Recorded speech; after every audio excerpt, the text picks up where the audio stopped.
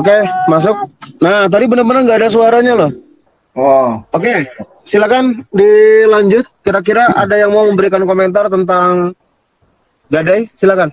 ya kita baca dari chat ini, Ustaz. Ada teman kita. Hukum gadai dalam Islam disebut dengan rahan, yaitu suatu perjanjian untuk menahan suatu barang yang digunakan sebagai jaminan atau tanggungan utang.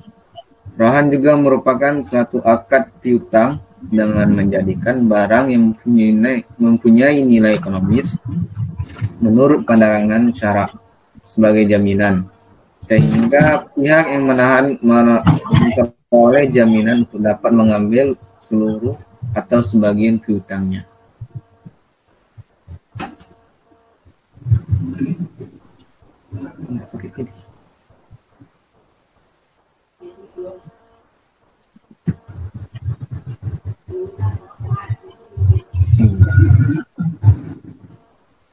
Oke, ada yang lain?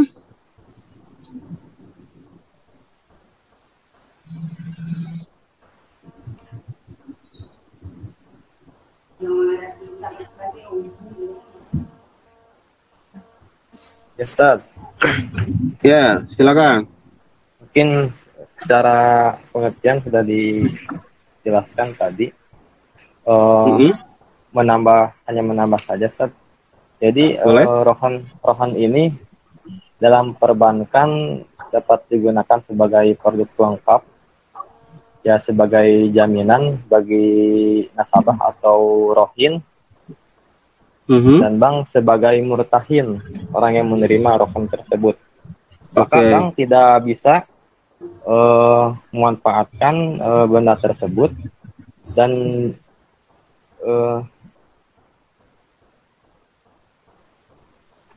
mungkin itu, Ustaz. Oke.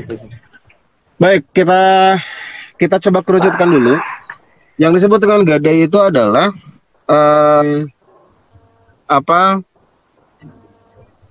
seseorang melakukan pinjaman dengan menggadaikan barang yang berharga.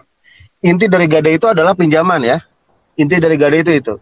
Jadi gadai itu muncul karena ada transaksi pinjaman di sana. Nah, kenapa harus gadai? Karena gadai ini menjadi menjadi alat atau media untuk memperkuat bahwa nanti pinjaman ini akan amanah dikembalikan. Begitu. Kalau dulu Rasulullah menggadaikan baju besinya kepada seorang Yahudi, itu karena Rasul membutuhkan makanan yang dipinjam dari orang Yahudi itu. Nah, kenapa harus menggadaikan baju besi? Ini menunjukkan bahwa keseriusan dalam pinjaman itu. Sehingga nanti ketika misalnya sudah meminjam, pasti dalam batas waktu yang ditentukan, itu akan langsung mengembalikan pinjaman itu sesuai dengan kesepakatan. Nah, kemudian gadai yang dulu seperti itu modelnya, maka muncullah di sana ada akad qard di sana. Ada qard itu ya akad pinjaman. Yang otomatis ketika terjadi pinjaman tidak boleh ada kelebihan sedikit pun, gitu ya. Jadi kalau misalnya menjaminkan emas atau apapun, kemudian dipinjam uangnya sekitar 5 jutaan, maka yang kembali juga sama 5 juta nilainya, tidak boleh lebih. Nah, kalau kemudian gadai menjadi komersil, maka barang yang disimpan itu ada syarat dan ketentuan. Karena di sana bermakna wadiah, simpanan. Jadi si barang ini disimpan di kita, gitu. Misalnya kalau kita yang memberikan sebagai penggadainya, maka barang itu bisa dikomersilkan. Dalam arti begini, barang gadaian itu kan otomatis tidak boleh dipakai.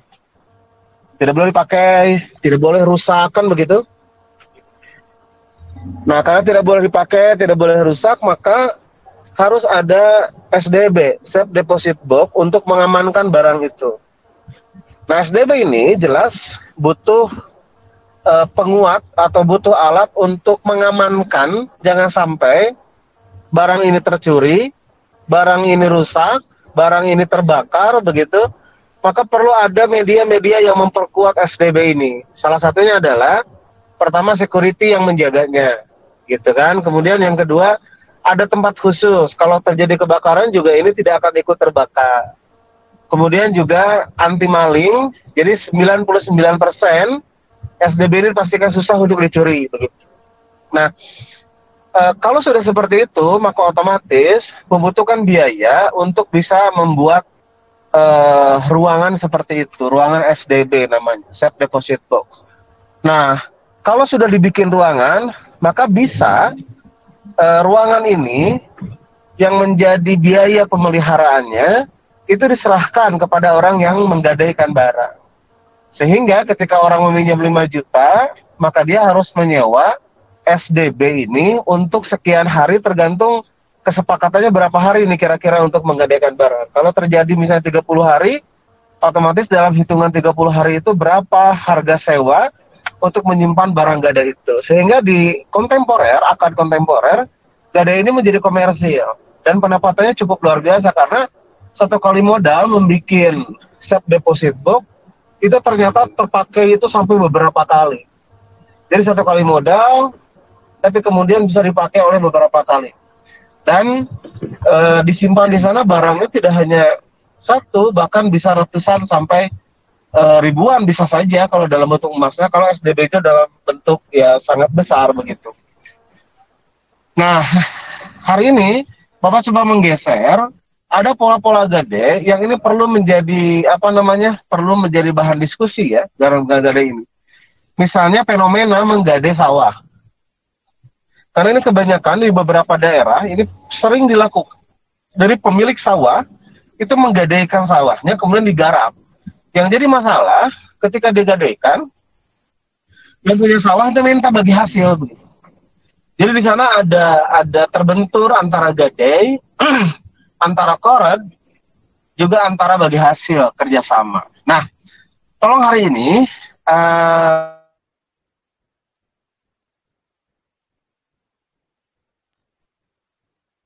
para mahasiswa yang hadir, coba Anda cari berkait dengan hukum menggadaikan sawah, ya. Karena ini cukup lumayan menarik sebetulnya diskusi tentang masalah sawah ini. Kalau misalnya kita bicara tentang menggadai emas, saya pikir itu hal yang biasa ya, yang biasa itu. Itu gadai di era kontemporer. Tapi kalau bicara menggadai sawah, ini kajiannya harus cukup teliti, oke? Bapak tugaskan hari ini, Anda semua silakan mencari referensi tentang hukum menggadai sawah.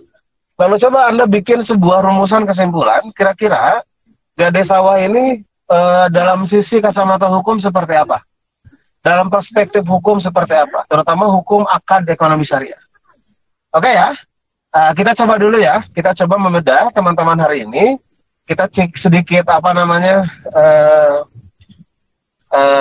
merefleksikan keilmuan-keilmuan kita coba membedah terkait dengan gadai sawah ya. Nah, silakan Anda cari referensinya dan kita ketemu lagi nanti setelah setengah jam berikutnya untuk presentasi dari Anda semua. Tidak perlu berlama-lama, kasih tulis saja, cukup simpel saja ya. Baik, terima kasih Bapak, tunggu ya. Siap, Ustaz.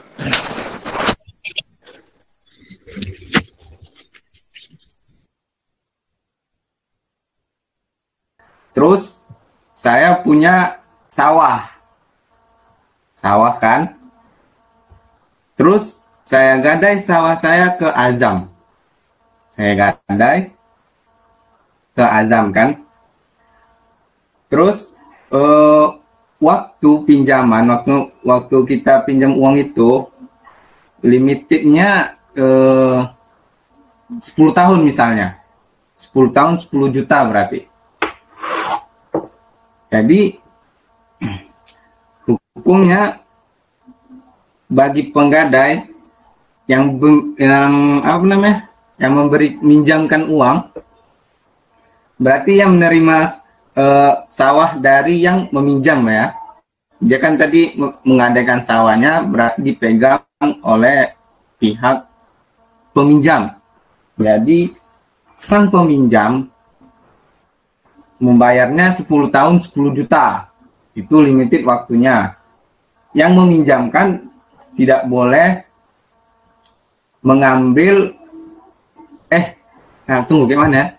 Oh, kata si peminjam, Anda boleh memakai sawah saya, katanya kan, boleh, katanya pakailah, kata dia kan. Oke, dipakai. Terus yang meminjamkan uang itu dipakainya selama 10 tahun. Misalnya sawah ini isinya berarti jualan beras gitu ya. Jadi ada sewa sawah misalnya setahun itu 1 juta. Berarti hitungannya kalau 10 tahun 10 juta. Itu beda sama hasil sawah, ya kan? Apabila hasil sawah dan sewa sawah itu diambil sama yang meminjamkan uang, itu namanya riba. Kenapa? Karena ia telah meminjamkan uang 10 juta dan ia mendapatkan uang lebih dari 10 juta. Dari mana? Dari uang sewa, contoh setahun tadi 1 juta kan, sama uang hasil sewa. Jadi dia mendapatkan keuntungan 100%. Betul nggak sih? Adapun apabila sang peminjam ingin mendapatkan untung atau hasil dari apa yang dipinjamkannya kepada orang,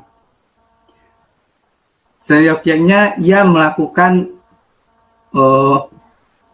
jual beli salam. Betul nggak sih? Anjir. Betul.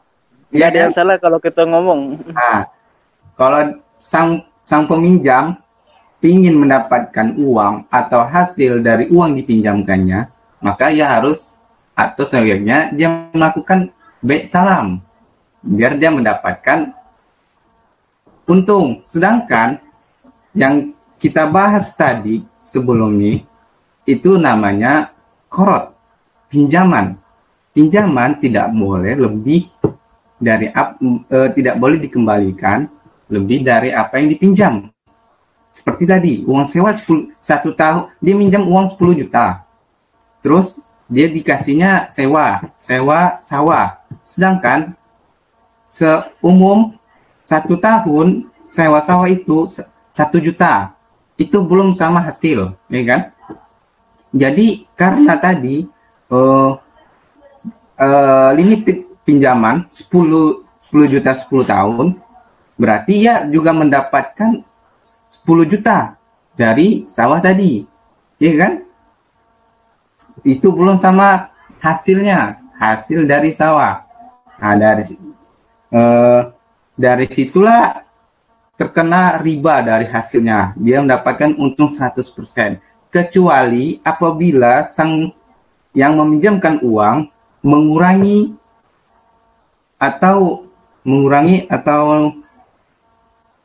lah istilahnya kan, dari karena dia telah mendapatkan uang sewa tadi 10 juta, maka ya kurangi gitu. Berarti impas gitu. Nah, itu menurut saya teman-teman sekalian. Oke.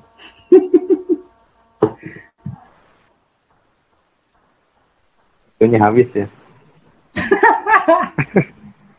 Oke, bagi teman-teman semua yang ingin berpandangan, Waktunya habis nih. waktunya habis. Lebih 13. Gak apa-apa, sebentar lagi kita tambah. 1 menit ya saya. 1 Ya, menit aja. 1 menit Yang boleh. tadi Kan sama 1 jam ketua, juga bisa. yang tadi sama ketua kan nggak boleh ya, haram ya. Ya, Yang tadi yang 10 juta itu jadi haram ya. ya, Menurut saya itu bisa jadi halal. sistemnya gini, si peminjam menyewa, ini akad sewa ya, si peminjam yang memberi pinjaman menyewa menyewa barang gadaian, yaitu sawah. Nah, pembayarannya uang yang dipinjamkan tadi. Jadi setahun 1 juta nih, oke lah dibayarnya sama utang, dikurangin 1 juta sampai 10 tahun jadi 10 juta.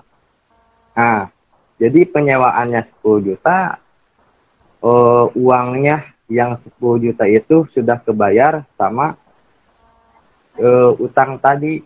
Jadi selama 10 tahun itu, selama per 1 tahunnya uangnya diambil sama pembayaran sewa. Nah, kalau akadnya seperti itu bisa jadi halal. Mungkin itu. Berarti itu namanya akad salam. Apa akad salam? Bukan. Jadi ini akadnya double. Yang pertama kan korad, terus ada rohannya, ada gadainya. Nah, gimana nih si peminjam supaya tidak mengeluarkan uang? Caranya gimana? Ya udah, ada kesepakatan aja. Kesepakatannya seperti itu. Kan si pemberi uang nggak bisa memanfaatkan barang gadaian. Nah, caranya supaya bisa memanfaatkan barang gadaian, udah disewa aja barang gadaiannya. Seperti itu. Berarti 2 akadnya ya? Iya. Setelah korad baru salam. Bukan salam, sewa. Sewa barang gadaiannya si pemberi pinjaman. Iya, seperti itu. Oke. Jadi yang menjadi titik masalahnya itu ada di kemanfaatan dari penggadaian ya? Ya, cuman tadi yang atau gimana, atau yang masalahnya itu ada di pada pemodal atau yang diberi pinjaman, atau yang masalahnya itu ada pada di hasil daripada yang penggadaian itu? Yang jadi masalahnya barang gadaiannya. Jadi barang gadaiannya itu jelas mutlak tidak bisa dimanfaatkan. Nah, cuman jawaban tadi saya itu sebagai solusi saja. Gimana caranya supaya memanfaatkan barang gadaian gitu. Berarti jadi yang saya tahu juga kayak gitu. Yang namanya barang pegadaian itu enggak, hasil itunya enggak boleh dimanfaatin. Yang disebut dengan mulahnya itu. Ya. Walaupun sebagian dari mazhab Hanbali itu diperbolehkan, tapi sebagian mayoritas ulama itu diharamkan. Nah, ini yang kemudian sebenarnya masih kurang referensi kitanya nih. Soalnya kan mendadak nih suruh baca. Iya. Itu jadi butuh kaji lebih dalam lagi. Ya. Berarti hukum asal memakai barang gadai itu haram ya? Haram, ya gak bisa. Haram kan? Iya, haram ya. Karena sebagai jaminan aja, sebagai jaminan. Ya, betul. Ya, kita setuju semua itu haram. Oke. Nah, di situ kita membahas nanti masalah yang lain nanti kita lanjuti. Oke, teman-teman. Nanti kita lanjut ke pelajaran selanjutnya. Tapi itu ada dipersyarati dengan misalkan yang yang enggak ya murtahin, disyaratkan ada sesuatu yang membutuhkan biaya, misalkan tadi yang digadaikan ini yang bersifat am ya, universal. Nah, terus yang di sana katanya ini mah kata yang artikel yang saya baca itu.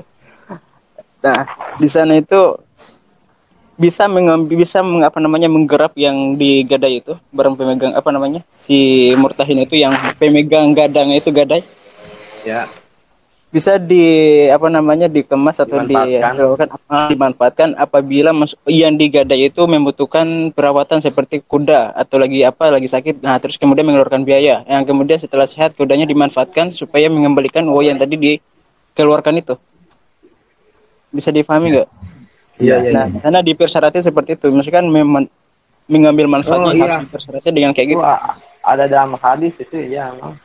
Iya. Jadi seperti kuda nih. barang gadaian itu udah dikasih makan, udah dimandiin, ya kata Rasul ya boleh dimanfaatin asal jaga barang gadaian itu ya seperti kuda, hewan lah gitu. Itu masalah kehewanan. Nah, sekarang itu masalah sawah. Nah ini maksudnya yang tadi, maksudnya konteksnya kan di sawah. Tapi bisa juga kalau itu yang namanya sesuatu kan sesuatu yang rusak kalau dalam jam filsafatnya. Makanya nggak bisa dipungkiri juga. Takutnya misalkan sawah ada banjir atau ada apa-apa kemudian sawahnya rusak kan pasti butuh juga anggaran buat fasilitasi semua memperbaiki itu kan, renovasi. Nah jadi kesepakatan itu. Iya itu dia. Coba Ana mau nanya nih, kalau disaratin si peminjam nih saya minjam barang gadaiannya ini sawah, anak disaratin nih, boleh nih antum yang memberi pinjaman memanfaatkan sawah ini. Nah, jadi kan udah ada persyaratan nih dari si yang meminjam boleh memanfaatkan barang gadaian, itu gimana? Coba. Ulang nggak kurang kedengaran tadi. Coba. Ini sambil nunggu Ustadz ya. Iya. Ustadz Alit. Sering aja, sering. Nah, gini nih, kan saya minjem ke Anwar nih. 10 juta. Nih War, barang gadaiannya sawah.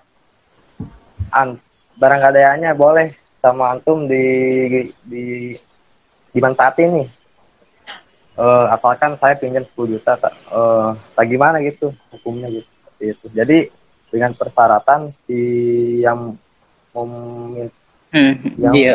meminjam bolehlah barang gadaiannya dimanfaatkan atas kerelaan si peminjam. Iya. Coba. Menurut ketua gimana tuh ketua? Yang Ustaz ada jam pelajaran di hukum kewarisan.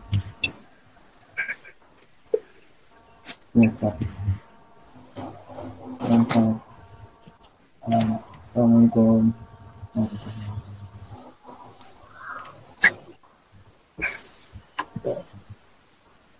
Oke, ditahan dulu tanya jawabnya Ustaz Arwan dan Ustaz Rifki. Si Anjuk.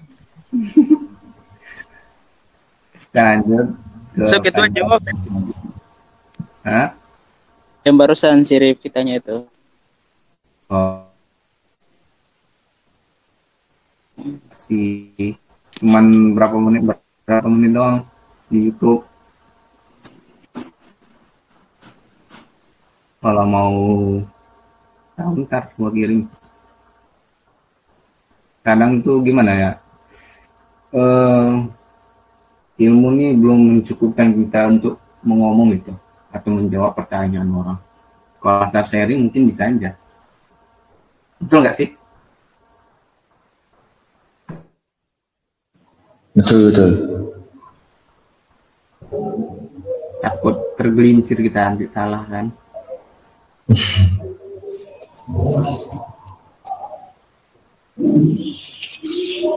Karena baiknya tanya ke Ustaz atau baca buku lagi atau baca jurnal lagi.